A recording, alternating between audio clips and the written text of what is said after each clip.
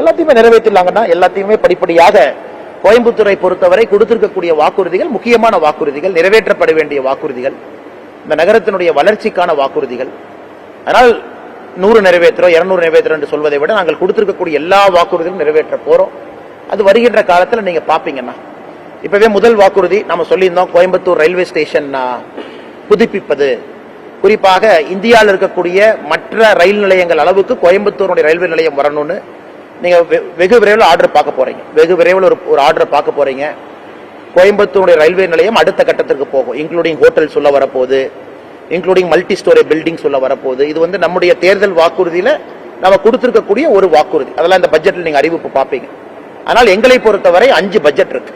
இந்த 2024 இருந்து 29 வரை 5 பட்ஜெட் இருக்கு. பட்ஜெட்டரி சப்போர்ட்ல சில விஷயங்கள் செய்ய வேண்டும்.